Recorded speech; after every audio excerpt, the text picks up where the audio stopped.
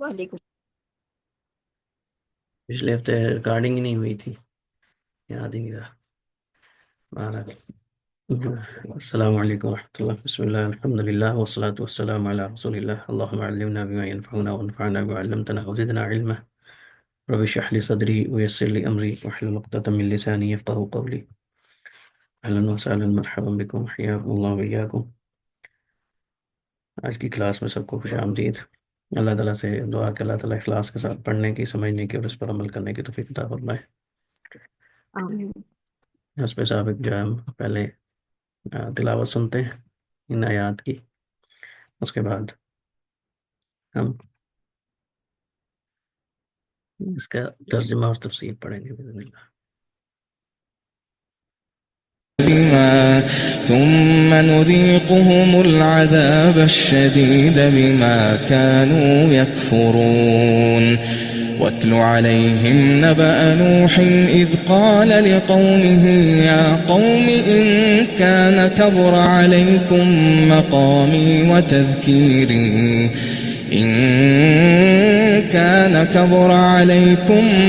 مقامي وتذكيري بآيات الله فعلى الله توكلت فأجمعوا أمركم وشركاءكم ثم لا يكن أمركم عليكم غمة ثم اقضوا إلي ولا تنظرون. فإن توليتم فما سألتكم من أجر إن أجري إلا على الله وأمرت أن أكون من المسلمين. فكذبوه فنجيناه ومن معه في الفلك وجعلناهم خلائف وأغرقنا الذين كذبوا بآياتنا فانظر كيف كان عاقبة المنذرين. ثم بعثنا من بعده رسلا إلى قومهم فجاءوهم بالبينات فما كانوا ليؤمنوا بما كذبوا به من قبل كذلك نطبع على قلوب المعتدين.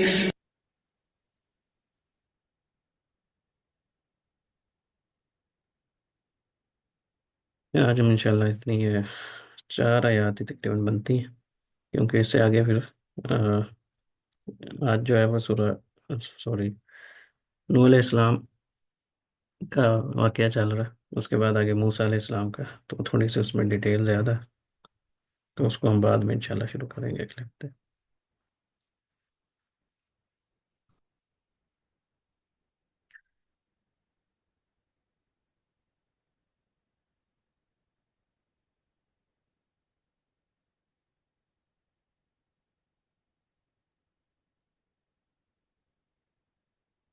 جو پیچھے آیات گزری ہیں نا، جو ہم نے پڑھی ہیں، اس میں اگر ہم مجموعی طور پہ دیکھیں نا، تو انبیاء اور نبوت کے حوالے سے جو مشرکین کے یا کفار کے یا جو بھی انکار کرنے والے لوگ تھے، ان کے جو اعتراضات تھے نا، وہ اللہ سبحانہ تعالیٰ نے ذکر کیے ہیں.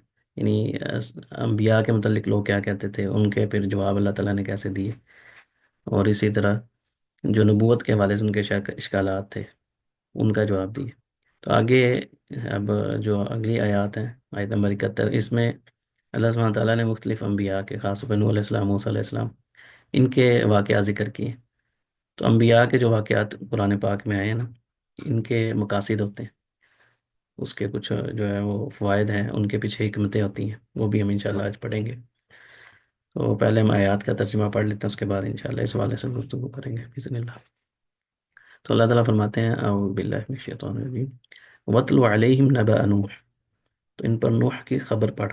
وَاتْلُ تو یہ تلاوت کے معنی میں، جیسے ہم کہتے ہیں تلاوت، تلا یتلو سے اتلو. وَاتْلُ عَلَيْهِمْ نَبَأَ نوح، ان پر نوح علیہ السلام کی خبر کی تلاوت کریں جو قوم ہے. اذ قال لقومه، جب اس نے کہا، یعنی جو نوح علیہ السلام نے لقومه اپنی قوم سے کہا، یا قومی اے میری قوم، ان کان کبر علیکم مقامی، اگر تم پر بڑا گزرتا ہے، بوجھ ہے تمہارے پر، کبورا کا مطلب ایسے ہوتا ہے بڑا ہو جانا، یعنی تمہیں یہ ناگوار گزرتا ہے، مقامی میرا کھڑا ہونا، وہ تذکیری اور میری نصیحت یا یاد دہانی کروانا، تذکیر کہتے ہیں کسی چیز کی یاد دہانی کروانا۔ تو نوح علیہ السلام اپنی قوم کو مخاطب کرتے ہوئے کہہ رہے کہ اے میری قوم، اگر میرا تمہارے درمیان کھڑا ہونا اور تذکیر کرنا تمہیں ناگوار گزرتا ہے، برا محسوس ہوتا ہے، اس کا بھاری گزرتا ہے، بھی آیات اللہ، اور تذکیر کس کے ذریعے کر رہے ہیں؟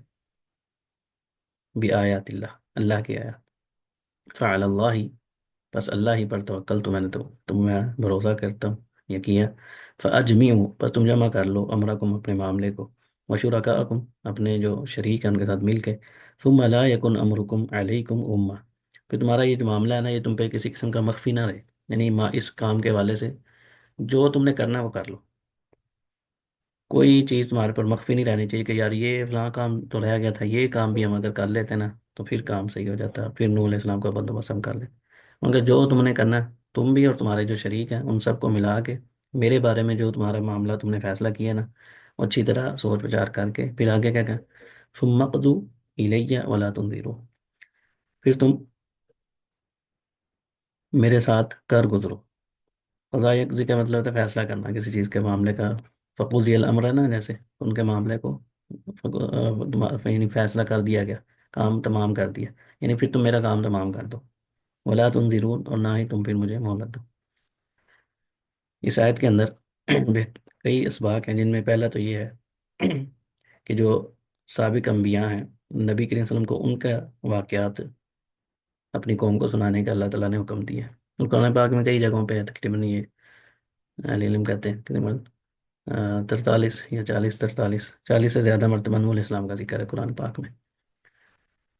اب نوح علیہ السلام جو ہے نا، ان کا پہلے مختصر سا تعارف جو ہے وہ یہ ہے کہ یہ اولو العزم پیغمبروں میں سے ہیں۔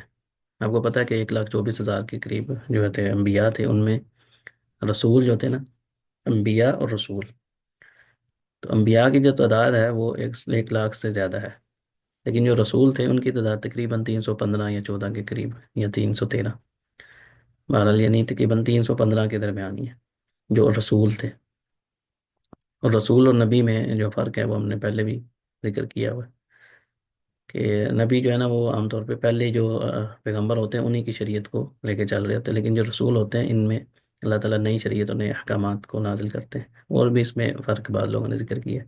ایک بہرحال سمپل فرق جو ہے وہ آسان سا وہ یہ ہے کہ ہر رسول جو ہے وہ نبی ہوتا ہے، لیکن ہر نبی رسول نہیں ہوتا، ہر رسول جو ہوتا ہے نا وہ نبی ہوتا ہے، لیکن ہر نبی جو ہے وہ رسول نہیں ہوتا۔ تو نوح علیہ السلام جو تھے وہ رسول تھے، اور ان کے بارے میں کہا جاتا ہے کہ یہ پہلے رسول تھے، آدم علیہ السلام کے تقریباً 10 صدیوں کے بعد ہی آئے، اور یہی پہلی قوم تھی جس نے شرک کیا تھا، ان کی جو قوم تھی۔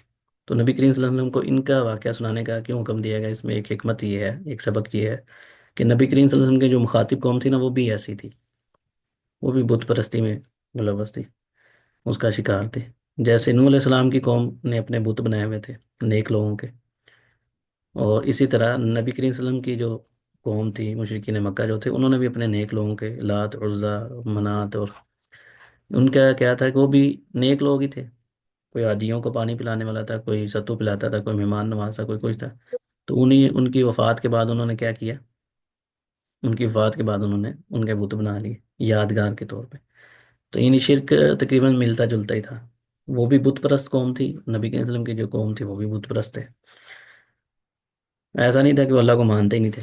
یہاں یہ بھی ہے کہ جیسے بعض لوگ کہتے ہیں نا جی یہ تو ہو ہی نہیں سکتا جی، تو یہاں پہ نوح علیہ السلام کی قوم، جس کا سورہ نوح 29ویں پارے میں تفصیلاً ذکر ہے، لا تذرن آلیتکم ولا تذرن ودا ولا سواع ولا یغوث ویعوق ونسرا، یہ ان کے بتوں کے نام تھے، اور آپ ان کی تفسیر پڑھیں صحیح بخاری میں اس آیت کی، کہ وہ 5 لوگ کون تھے، وہ تینوں پانچوں کے پانچوں نیک لوگ تھے۔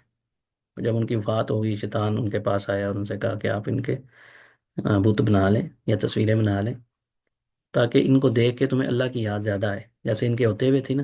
اور یہ حقیقت ہے کہ بندہ جب کسی نیک اور صالح شخص کے پاس جاتا ہے، اس کا ایمان بڑھ جاتا ہے، اس کو عبادت کا شوق زیادہ ہوتا ہے، یہ حقیقت ہے کہ اگر کسی ایسے اہل علم کے پاس یا جو عبادت گزار بندہ ہو نا، اس کے پاس بندہ بیٹھے کسی بزرگ کے پاس، کہیں وہ عورت ہو یا مرد ہو، تو انسان اس کو دیکھ کے اس کے اندر ایک جذبہ آتا ہے عبادت کرنے کا، اللہ کی یاد تازہ ہو جاتی ہے۔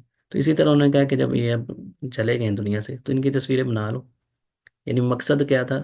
اللہ کی عبادت کرنا، جو سٹارٹ ہے۔ تو یہ شیطان کی جو چالیں ہیں ان میں سے ایک چال ہوتی ہے کہ سٹارٹ میں بندے کو خود بھی نہیں پتا تھا، یعنی شروع میں ہو سکتا ہے اس کا مقصد اچھا ہی ہو۔ شیطان جو ہے نا وہ ایسے نہیں کہتا کہ ڈائریکٹ جو ہے نا وہ زنا کر لو یا فلاں کام کر لو، جوا کھا لو، ایسے ہی ڈائریکٹ آپ کو ایسے نہیں کرتا۔ اس کے خطوات اس سے آتی ہیں۔ جو شیطان کے خطوات ہیں، اس کے جو اقدام ہیں، وہ بڑے بندے کو پتہ بھی نہیں چلنے دیتا۔ جب بندہ اس میں ملوث ہو جاتا ہے پتہ بھی تب چلتا ہے جب سر سے پانی گزر جاتا ہے۔ اسی لیے قرآن پاک پڑھنے سے پہلے بھی اللہ تعالیٰ نے کیا کیا کیا تک جو ہے نا وہ اعوذ باللہ من الشیطان الرجیم پڑھنا چاہیے۔ تو اسی طرح اس نے نوح علیہ السلام کی قوم کو گمراہ کیا۔ یہ واقعہ ذریعہ بات ہے، تفصیل آپ کے علم میں ہے۔ بہرحال مقصد یہ ہے کہ ان کی قوم میں اور نبی کریم صلی اللہ علیہ وسلم کی قوم میں ایک مشترک جو چیز تھی وہ یہی تھی کہ وہ بت پرست لوگ تھے، اور بت بھی انہوں نے یہ نہیں کہ ہر پتھر کو بنایا ہوتا، بت بنایا ہی اس بندے کا جاتا تھا جو نیک ہوتا تھا۔ تو اسی وجہ سے نبی کریم صلی اللہ علیہ وسلم نے اپنی وفات کے 3 4 دن پہلے یہود و نصارہ پر لعنت کی، اور خاص طور پہ یہ ذکر کیا کہ ان کے جب ان میں سے کوئی نیک بندہ فوت ہوتا تھا تو اس کی قبر پہ سجدہ گاہ بنا لیتے۔ اور آج بدقسمتی سے ہمارے مسلمانوں کی بھی ایک تعداد ایسی ہے جو قبر پرست ہے، اور ان کو جب کوئی ایسی بات بتائی جاتی ہے تو وہ کیا کہتے ہیں کہ آپ اولیاء کے گستاخ ہیں۔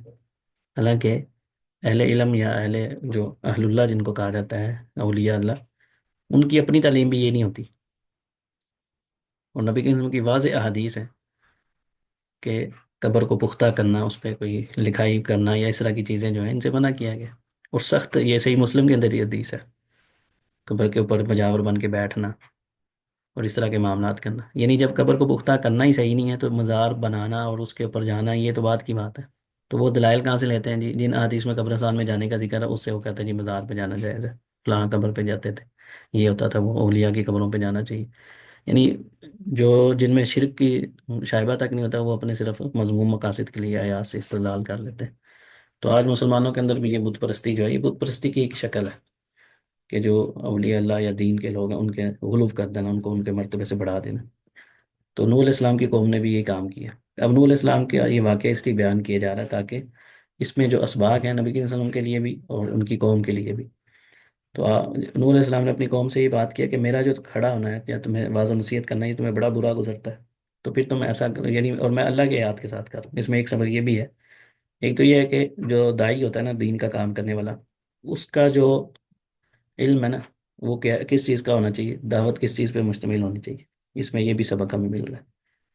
انہوں نے کیا کہا، وَتَذْكِيرِ بِآيَاتِ اللَّهِ، ادھر ادھر کی کہانیاں سنا کے اور عجیب و غریب قسم کے واقعات جو انسان کی عقل سے ماورا ہوں، اس طرح کی کہانیاں قصے سنا کے دین نہیں پھیلتا۔ جیسے ہمارے ہیں جی صوفیاء نے یہ کر دیا، فلان کر دیا، ان میں کچھ ہے، اس میں کوئی شک نہیں ہے، لیکن جو ہمارے ہاں جن کو صوفی سمجھا جاتا ہے یا ان کے جو واقعات بیان کیے جاتے ہیں نا، جو موافق الفطرت چیزیں ہوتی ہیں، انسان ان کا سوچ بھی نہیں سکتا۔ عجیب و غریب قسم کے جی 12 سال ایک ٹانگ پہ کھڑے ہو کے یہ کر دیا، الٹے لٹکے رہے اور فلان کر دیا، نہیں یعنی یہ اس سے کیا ثابت کرنا چاہتے ہیں؟ یعنی جو بندہ ایسا نہیں کرتا وہ اللہ کا ولی نہیں ہو سکتا، یا یعنی اللہ کے ولی ہونے کے لیے اس طرح قسم کی اوٹ پٹانگ حرکتیں کرنا اس کو ولی ولایت کا وہ مانتے؟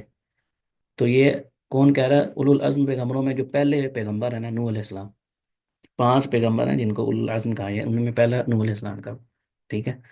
اولو العزم یعنی پختہ ارادے، جنہوں نے اپنی قوم کے شدید ترین مخالفت کے باوجود انتہائی مشکل حالات میں صبر کا مظاہرہ کیا۔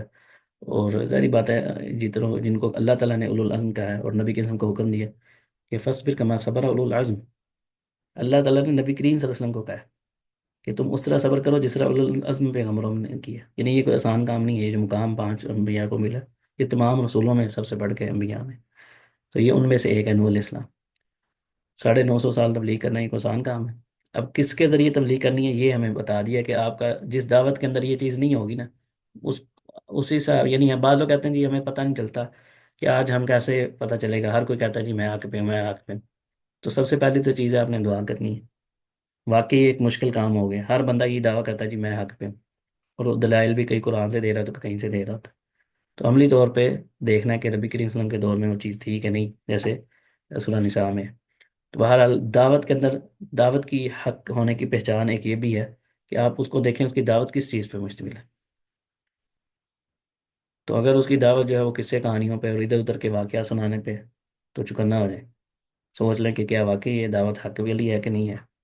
تو نور علیہ السلام نے کیا فرمایا کہ میں نے اللہ کی آیات جو ہیں ان کے ذریعے میں تمہیں نصیحت کر رہا ہوں. میرا یہ نصیحت کرنا اگر تمہیں بڑا برا اور ناگوار گزرتا ہے، فعلی اللہ توکل. تو ایسے معاملے میں ایک دائی کو، ایک اہل علم کو، عالم کو کیا کرنا چاہیے، یا کوئی بھی جو بندہ دین کا کام کر رہا ہے اس کے لیے اس میں سبق کیا ہے، فعلی اللہ توکل. تو بس میں تو بھی اللہ پہ بھروسہ کر کے لگا ہوں. فَأَجْمِعُوا أَمْرَكُمْ وَشُرَكَاءَكُمْ. اب یہ جہاں نبی کریم صلی اللہ علیہ وسلم کے لیے ایک حوصلہ اور تسلی کی بات ہے، وہیں پہ نور علیہ السلام کا آپ جرت چیک کریں، شجاعت. 950 سال تبلیغ کی ہے، اس کے بعد بھی تبلیغ یہ نہیں کہ بند کر دی ہے، جاری رکھی ہوئی ہیں، لیکن جب دیکھ لیں کہ ان کا معاملہ سیدھا ہو ہی نہیں رہا، تو یہ چیک کریں کہ ایک طرح کی کتنی بڑی ان کو چیلنج دی ہے انہوں نے کہ تم بھی جمع کر لو اپنے جو معاملہ تم نے کرنا ہے نا، کرو. اور جو تمہارے شریک ہیں ان کو بھی جمع کر کے ان کے ساتھ مل کے کیا کرو، اپنا اس چیز کو جمع کر لو میرے معاملے میں جو تم نے کرنا ہے. اور پھر اس معاملے میں کوئی کسر نہیں چھوڑنی ہے آپ نے. یہ نہیں کہ کوئی بعد میں کوئی یہ بھی کر لیتے نا، پھر ہم نور کو شکست دے سکتے تھے، یہ فلانا کام کر لیتے. جو پلاننگ کرنی ہے، جو تم کرنا چاہتے ہو، سارا کچھ کر لو. پہلے ذکر کس کا کیا، اللہ پر توکل کا. اپنی ذات کا نہیں کہا کہ میں یہ ہوں، میں فلان ہوں، میں نہیں ہوں. انسان کی کوئی حیثیت ہی نہیں ہے، چاہے کوئی بھی بڑے سے بڑا بھی ہو. اللہ پہ توکل کرنا چاہیے، بھروسہ رکھنا چاہیے اللہ کے اوپر. تو انبیاء کی دعوت میں ایک چیز آپ کو ہمیشہ تعلق باللہ جو ہے نا، یہ آپ کو ہر جگہ ملے گا کہ کہیں پہ بھی وہ اپنی ذات کا وہ نہیں کرتے کہ میں بچ جاؤں گا. کیونکہ رسول اللہ علیہ وسلم کی جو صبح شام کے اذکار ہیں ان میں ایک دعا ہے، یا حی یا قیوم برحمتک استغیث اصلح لی، اس میں لفظ اصلح لی شانی کلہ ولا تکلنی الی نفسی طرفۃ عین. پلک جھپکنے کے برابر بھی مجھے میرے نفس کے برابر تابع نہ کرنا، اس کے سپرد نہ کرنا مجھے. نبی کریم صلی اللہ علیہ وسلم یہ دعا کرتے تھے صبح کے ٹائم بھی، شام بھی، 3 3 دفعہ. تو ہماری کیا حیثیت ہے، ہم 4 لفظ پڑھ لیں، تو 4 نمازیں پڑھ لیں تو ہم سمجھتے ہیں جی ہم شیطان سے محفوظ ہو گئے، ہمیں اب کوئی خطرہ نہیں. ہر وقت 24 گھنٹے آپ خطرے میں ہیں. جب تک موت نہیں آ جاتی نا، جنت میں داخل نہیں تب تک خطرہ ہی ہے.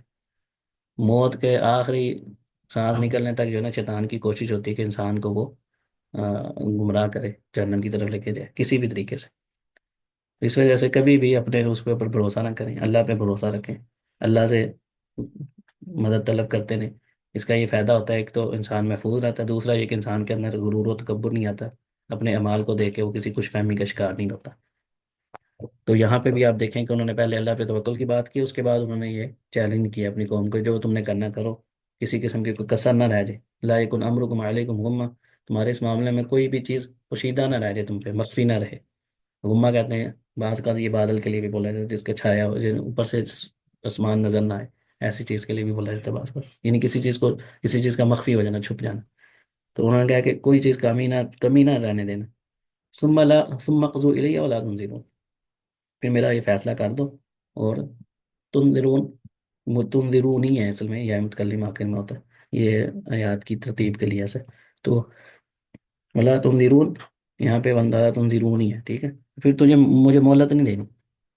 تو یہ ان کی شجاعت اور بہادری کی علامت ہے کہ انبیاء جو ہوتے ہیں نا، وہ کس قدر بہادر کو ہوتے ہیں. یعنی یہ کوئی آسان کام ہے، آج ہم اس طرح سوچ بھی نہیں سکتے.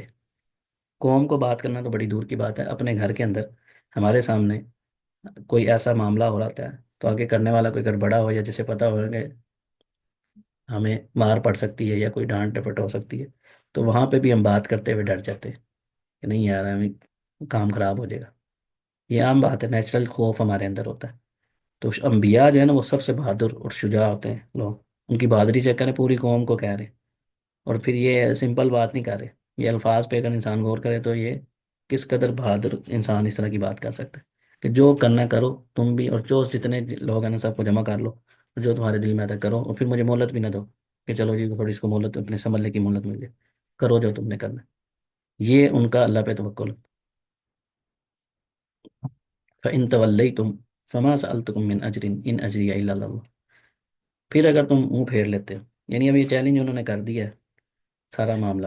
اس میں بہرحال میں اس آیت پہ یعنی آگے جانے سے پہلے میں اس واقعے پر کہ جو اسباق ہے نا اس میں، انبیاء کے جو واقعات ہوتے ہیں ان میں پہلا تو یہ، اس میں ایک سبق یہ ہے کہ اس پہ پہلے جب ہم آیات، پہلی والی ہم آیات پڑھتے ہیں نا، اس میں ان کے شبہات کا ذکر ہے، ان کے دلائل کا ذکر ہے. اب اچانک سے بیچ میں نوح علیہ السلام کا واقعہ ہے.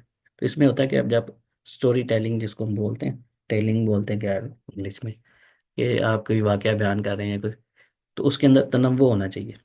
ایک ہی بات آپ جتنی مرضی علمی بات کر رہے ہو نا، تو آگے سننے والے اکتا جاتے ہیں۔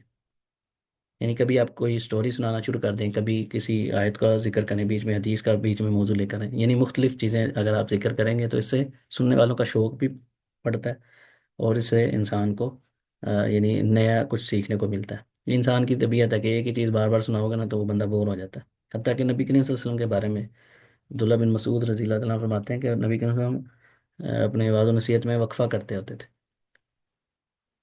اور کسے کہ کہیں ہم اکتا نہ جائے۔ حالانکہ ایسا پاسبل نہیں تھا، رسول اللہ صلی اللہ علیہ وسلم کے سامنے جو صحابہ بیٹھتے تو وہ ایسے ہوتے تھے جیسے ان کے سروں میں پرندے بیٹھے ہوئے، ہلتے بھی نہیں تھے، اور شوق ہوتا تھا، لیکن اس کے باوجود آپ صلی اللہ علیہ وسلم اس چیز کا خیال رکھتے تھے کہیں میرے سننے والے اس چیز کا شکار نہ ہو جائے۔ تو کسی اور کی دعوت یا کسی اور کے جو لیکچر ہیں ان میں کیا وہ ہوا، اس وجہ سے جو داعی ہے یا کوئی بھی وعظ و نصیحت کرنے والا، اس کو چاہیے کہ وہ اس چیز کا بھی خیال کرے۔ تو یہ جو اوپر آیات ہماری گزری ہیں اس کے بعد نوح علیہ السلام کے واقعہ، ایک تو یہ ہے کہ ایک تنوع آ جائے، دوسری چیز ہے کہ رسول اللہ صلی اللہ علیہ وسلم اور آپ کے جو پیروکار ہیں نا ان کو اس میں یہ ہے کہ صبر کی تلقین کی گئی۔ وہ دیکھیں کہ یہ کوئی پہلی دفعہ نہیں ہو رہا، جو انبیاء کے جتنے بھی واقعات ہیں نا اس میں ایک بڑا ایک اہم پہلو یہ ہوتا ہے کہ آج بھی اگر ہم دیکھیں اپنے آج کے جیسے فلسطین میں ہو رہا ہے، یا عمومی طور پہ تقریباً تمام مسلم ممالک ہیں ان کا حال ایسا ہی ہے، تو انسان پریشان ہو جاتا ہے کہ یار اتنی مشکل ہو گئی، یہ ہو گیا، فلان ہو گیا، تو وہ صرف نیگیٹو پہلوؤں کے اوپر غور کر رہا ہوتا ہے۔ وہ یہ بھول جاتا ہے کہ بھئی یہ کوئی پہلی دفعہ نہیں ہو رہا، کہ اسلام پہ کوئی پہلی دفعہ ایسا واقعہ۔ اسلام ظاہری بات ہے آدم علیہ السلام سے لے کے نبی کے اسلام ہی تھا سارا، ہر نبی اسلام کی دعوت دیتا رہا، تو یہ کوئی پہلی دفعہ تو نہیں ہو رہا۔ پہلی قوموں کو دیکھیں کہ ایسے قوم پہلی دفعہ، جیسے مکہ میں ایک صحابی نے نبی کی سنت سے کہا تھا کہ آپ دعا نہیں کر رہے، تو آپ نے ان کو کہا کہ تم سے پہلی جو قومیں تھیں ان میں تو ایسے بھی لوگ گزرے ہیں جن کو آروں سے چیٹ دیا گیا، پیغمبروں تک کو قتل کیا۔ اب یہ جو بنی اسرائیل تھے یہ تو اپنے نبیوں کو بھی قتل کر دیتے تھے۔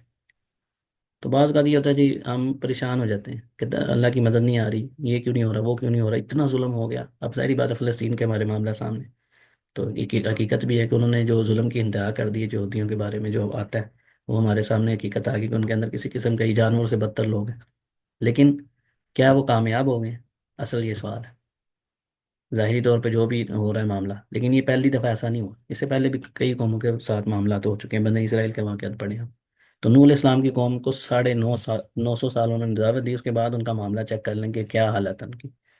تو اس میں ایک سبق یہ ہوتا ہے کہ جو انبیاء ہیں وہ اور جو ان کے پیروکار ہیں ان کے اندر صبر آ جائے، وہ یہ دیکھیں کہ جو ہمارے پر مصیبتیں آنی تو اس کو فیس کرنا آسان ہو جاتا ہے، کہ ہم کوئی پہلے بندے نہیں ہیں کہ اللہ تعالیٰ ہمارے پر آزمائش لا رہا ہے، ہم سے پہلے بھی قومیں تھیں، ان کے اوپر طرح طرح کی مصائب ہے، آزمائشیں آئیں، انہوں نے کیسے ان حالات پہ گزارا کیا، ان کو کیسے فیس کیا۔ تو اس میں ایک ایسے حالات میں جینے کی انسان کو جو ہے نا وہ امید پیدا ہو جاتی ہے انسان کے اندر۔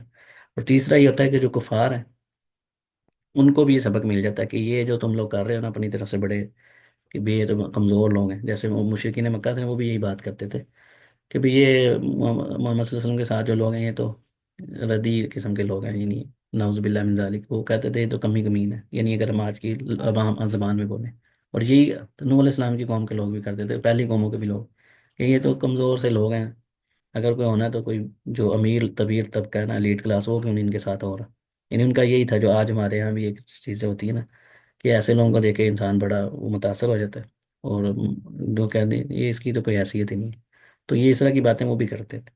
تو اس میں ان لوگوں کے لیے بھی ہے کہ یہ کوئی تم پہلی دفعہ بات نہیں کرتے، تم سے پہلے بھی ایسے لوگ گزرے ہیں جن کا علاج بھی بڑا اچھا کیا اللہ تعالیٰ نے۔ تو کفار کے لیے بھی اس کے اندر یہ ہوتا ہے کہ وہ اپنی گستاخیوں سے باز آ جائیں، اصلاح ہو جائے ان کی۔ چوتھا اس میں یہ ہوتا ہے کہ نبی کریم صلی اللہ علیہ وسلم کی نبوت کی علامت ہوتی ہے یہ جو انبیاء کے واقعات ہیں، کہ ایک ایسا شخص جس کو اللہ نے کہا کہ امی ہے، جو نہ لکھنا جانتا ہے نہ پڑھنا جانتا ہے، یعنی جس کو کسی کا کوئی اس کا استاد بھی نہیں ہے، اس کے باوجود وہ ایسے واقعات جو ہزاروں سال پہلے کے ہیں ایسے بیان کر رہا ہے جو بالکل حقیقت ہے، اس میں کوئی کمی پیشی کے بغیر وہ آپ کے سامنے بیان کر رہا ہے۔ تو یہ پاسبل ہی نہیں ہے کہ ایک ایسا شخص، نہ کوئی ٹیکنالوجی ہے ایسی جو اس کو پتہ چل جائے، وہ اگر یہ واقعات بیان ہے تو اس کا ایک ہی جواب ہے کہ وہ اللہ کا برگزیدہ بندہ ہے، پیغمبر ہے، وہی ایسی بات کر سکتا ہے۔ تو یہ نبی کے وسلم کی نبوت کی بھی دلیل ہوتی ہے۔ آگے انہوں نے کہا کہ اگر تم اس کے باوجود بھی منہ پھیر لیتے ہو نا، تو پھر میں نے تو تم سے کوئی فما سألتکم من اجر، میں نے تم سے کوئی اجرت نہیں مانگی، کوئی اجر یا ثواب نہیں مانگا. ان اجری الا علی اللہ، میرا ثواب، میرا اجر، میری جو اجرت ہے یہ تو اللہ پر ہے. میں نے تو اللہ سے ثواب لینا ہے. تو اخلاص، اس میں یہ پتہ چل رہا ہے کہ جو دعوت کا ہے نا اس کا محور کیا ہونا چاہیے. انسان کا دعوت کا جو مقصد ہے وہ یہ نہیں ہے کہ بھئی وہ لوگوں سے پیسے بٹور لے یا میرے فالوور زیادہ ہو جائیں. جیسے آج کل ہوتا ہے نا جی، فلاں ویڈیو پہ اتنے ملین ویوز ہیں جی، مجھے اتنے تو فلاں بندے کے بھی نہیں ہیں جتنے میری فلاں ویڈیو پہ. یہ بات کون کر رہا ہوتا ہے؟ بعض ایسے لوگ ہیں، اکثر تو نہیں ہے، اللہ تعالیٰ محفوظ رکھے، لیکن بعض لوگ ایسے بڑے فخر سے بتا رہے ہوتے ہیں کہ ہماری فلاں ویڈیو پہ اتنے ہزار اتنے لاکھ ویوز مل گئے.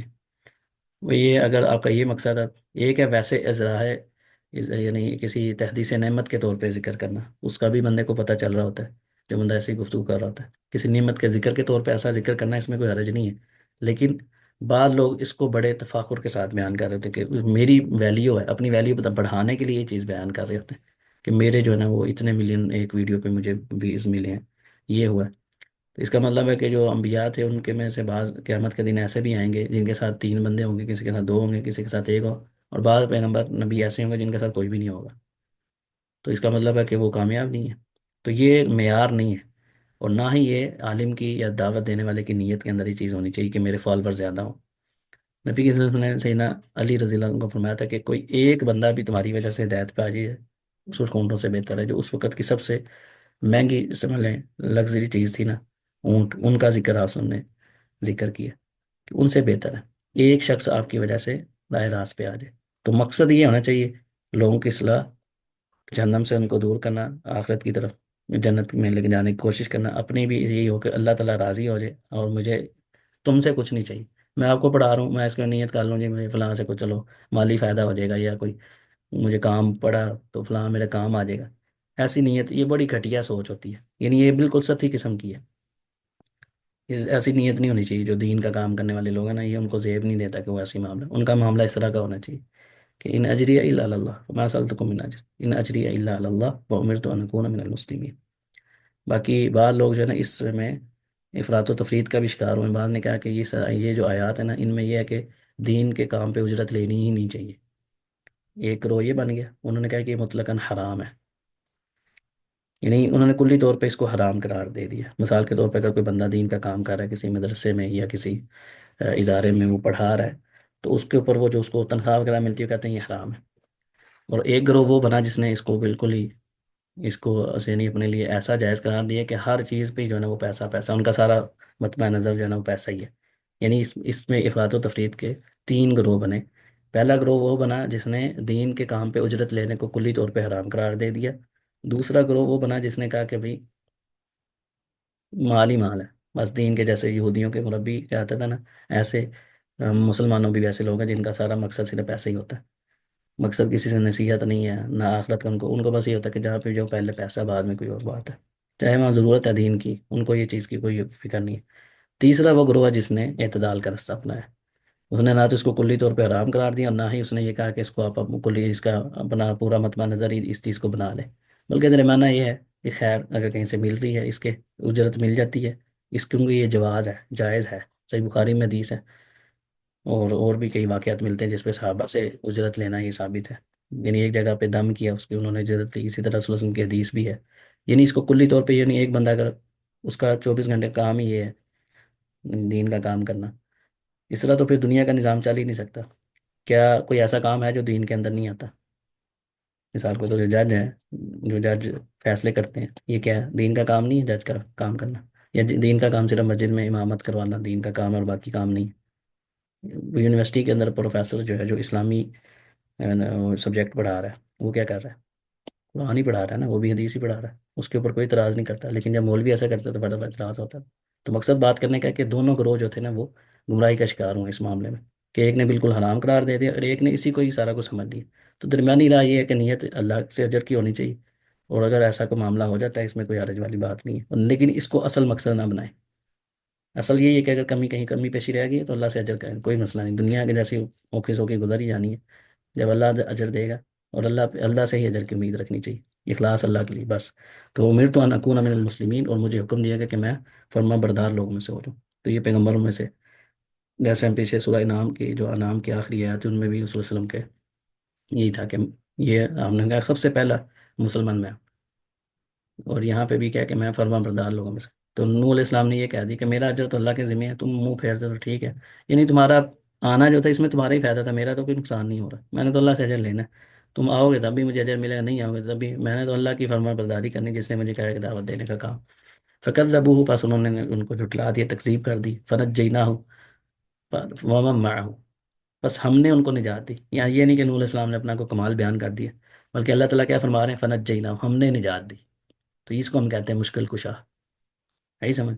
ومن معہ، نجات صرف ان کو نہیں ملی بلکہ جو بھی ان کے ساتھ تھا، فی الفلک کی کشتی میں، وجعلناہم خلائف، اور پھر ہم نے ان میں سے بنایا خلائف جو خلیفہ تھے بعد میں ان کے جو لوگ آئے، وَأَغْرَقْنَا الَّذِينَ كَذَّبُوا بِآيَاتِنَا، جنہوں نے ہماری آیات کو جھٹلایا ان کو ہم نے کیا کر دیا، غرق کر دیا۔ فانظر کیف کان عاقبۃ المنظرین، اب دیکھیں ذرا جھٹلانے والوں کا، جن کو ڈرایا گیا تھا۔ منظر کہتے ہیں جس کو جھٹلایا، مفعول یہ بن رہا ہے، انذر ینذر انذار، منذر کہتے ہیں ڈرانے والا، اور منذر جس کو ڈرایا گیا۔ تو جن لوگوں کو ڈرایا گیا تھا، جن کے حق پہنچ گیا تھا، تبلیغ آ گئی تھی، یعنی ان کو تبلیغ کر دی گئی، بتا دیا گیا حق کیا ہے، اس کے باوجود وہ اپنی اس پہ روش پہ قائم رہے، ایمان نہیں لائے، تکذیب کرتے رہے، تو ان کا عاقبت دیکھ لیں کیا ہوئی ہے۔ تو اصل جو رزلٹ ہے نا، وہ رزلٹ یہ دیکھنا چاہیے۔ بعض لوگ کیا کرتے ہیں کہ وہ ظاہری طور پہ دنیا میں لوگ جو ہے نا ان کی اس کو دیکھتے ہیں کہ یار ایک بندہ سارا کچھ کر رہا ہے، اس کے حالات بڑے مارے ہیں، قسم پرسی کی حالت میں گزر رہا ہے، تو اسے بڑا وہ پریشان ہوتے ہیں کہ بھی یہ کیا بات ہوئی ہے۔ جبکہ جو نافرمان لوگ ہوتے ہیں ان میں دیکھ رہے ہوتے ہیں کہ یار ان کے جو ہے نا وہ ٹھاٹ باٹ بڑے ہیں، تو اسے عام طور پہ لوگ جو ہے نا مادیہ سے متاثر ہو جاتے ہیں اور سمجھتے ہیں کہ شاید حق جو ہے نا وہ اس بندے کے ساتھ نہیں ہے۔ تو یہاں پہ دیکھ لیں حق کن کے ساتھ ہے، پوری قوم ایسی تھی، دوسری طرف چند لوگ تھے۔ تفسیر میں آتا ہے کہ تقریباً 950 سال تبلیغ کرنے کے بعد 70-80 بندے مسلمان ہوئے تھے۔ 950 سال، یعنی ہم 10 دفعہ پیدا ہو جائیں نا تب جا کے ہماری عمریں بھی نہیں پوری ہونی، اور اتنا عرصہ انہوں نے تبلیغ کی ہے انہوں علیہ السلام نے، یعنی یہ بڑی اپنے آپ میں ایک بڑی بڑی بات ہے۔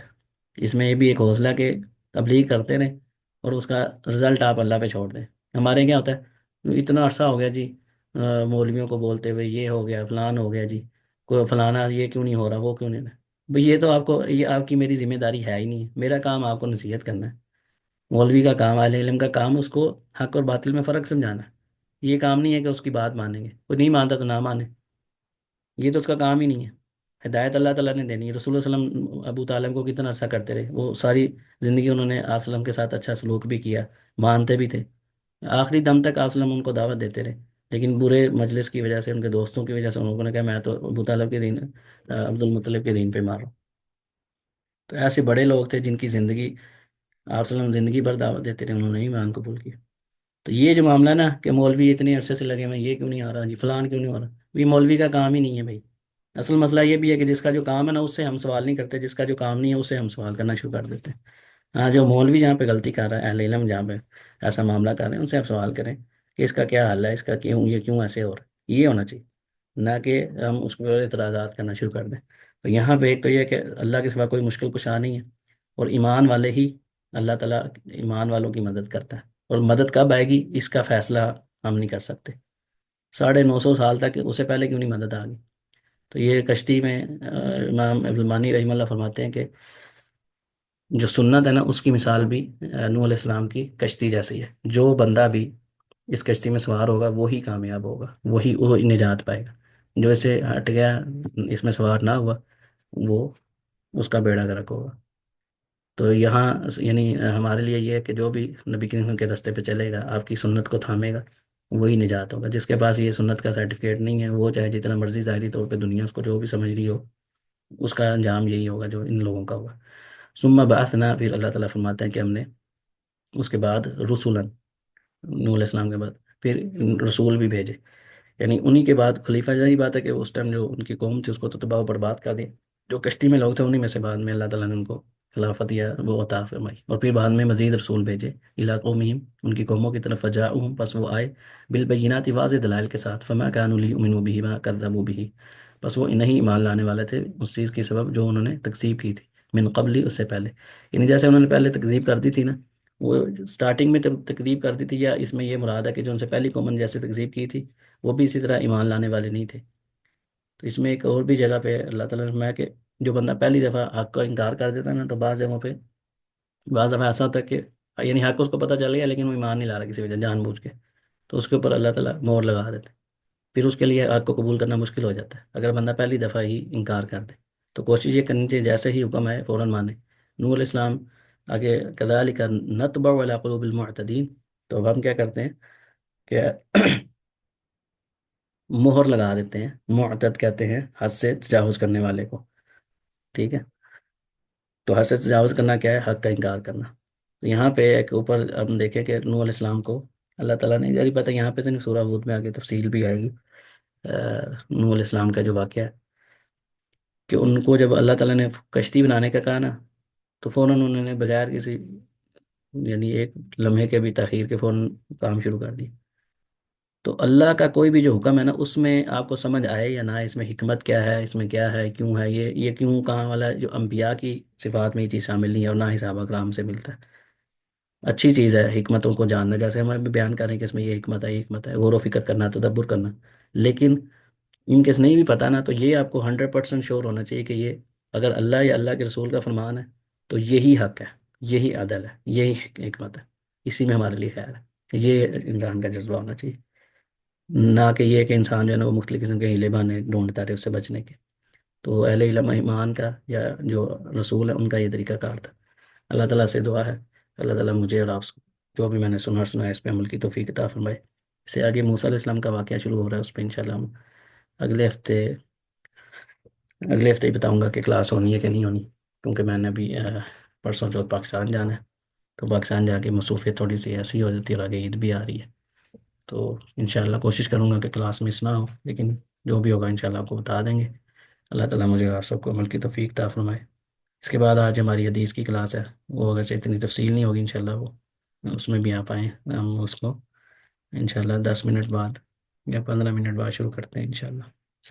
بارک اللہ فیکم، سبحانک اللہم و بحمدک، نشہد ان لا الہ الا انت، نستغفرک و نتوب الیک، وصلی اللہ علی نبینا محمد وعلی آلہ وصحبہ اجمعین، والسلام علیکم و رحمۃ اللہ وبرکاتہ۔